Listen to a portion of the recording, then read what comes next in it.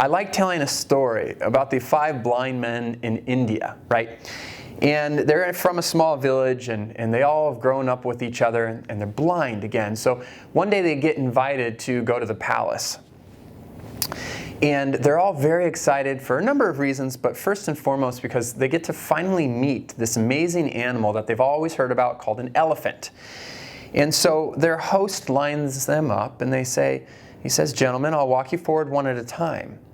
So the first blind man gets to walk forward, and he runs into the elephant's tusks.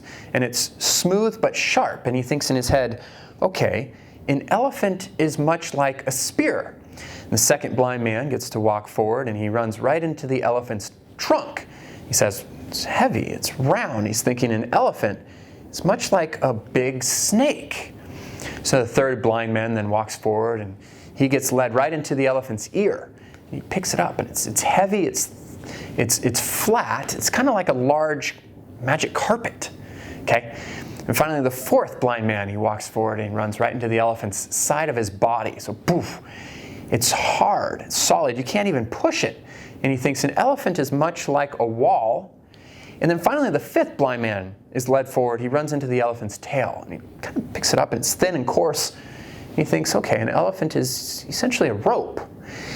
And the host leads them over to sit down and rest for a few minutes. And as he does that, the gentlemen start discussing, the blind men start discussing. They say, finally we know, it's the first blind man, an elephant is essentially a spear. A spear, says the second.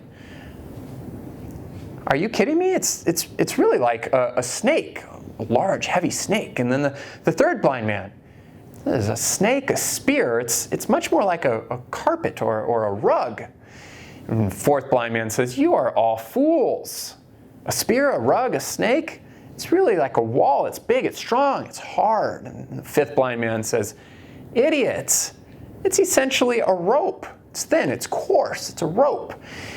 And all of a sudden you can hear the arguments starting to pile up, right? The name calling and the fools. And eventually a wise man is walking by, and he tries to raise his voice, gentlemen, gentlemen, gentlemen. He grabs a loud bell and he hits it. And finally they stop talking. And he says, how can any of you be sure that the others are wrong? Essentially, each of you is describing only a part of an elephant. So none of you are actually wrong, but none of you are fully right either. So why do I digress to tell this quick story? I do that because it reminds me a lot of the type of communication that we're actually seeing in our industry between different professionals, right? And so here's a screenshot of a couple people making comments. This is actually on Facebook and YouTube and Instagram. People making comments about other professionals. This is an insurance agent is the first one. CPAs are notorious for killing every idea we have for our clients. And then you've got a wealth manager commenting, annuities are basically stealing money from fees with fees factored in. And then you have a CPA over there on the left-hand side. I'd never do business with a so-called wealth manager who can't wear a decent suit. You look like a bum. And then Joseph in the bottom, who's kidding who? I've dealt with too many CPAs to know. Those are a joke. Then you got Paul. Now I know my CPA sold out to one of those other businesses. And then you have finally Kayleen. Why wouldn't a CPA just get licensed so they could do all the work themselves and not have to outsource to you? So what you see is professionals that have no idea about what they're actually describing, and instead they're just name calling, which ends up reminding me a lot of the 5 blind men. So this now leads me to a conversation about a family office. Back early in my career, in 2008 or 9, when I actually started looking at working with CPAs, I had an opportunity to work with a CPA that ran a family office. So that's really where I was originally introduced to it.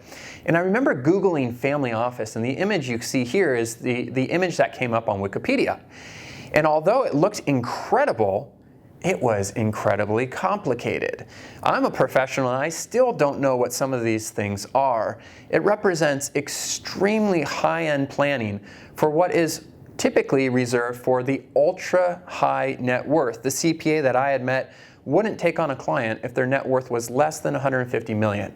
Well, that might be great for that client, but I was born and raised by 2 elementary school teachers.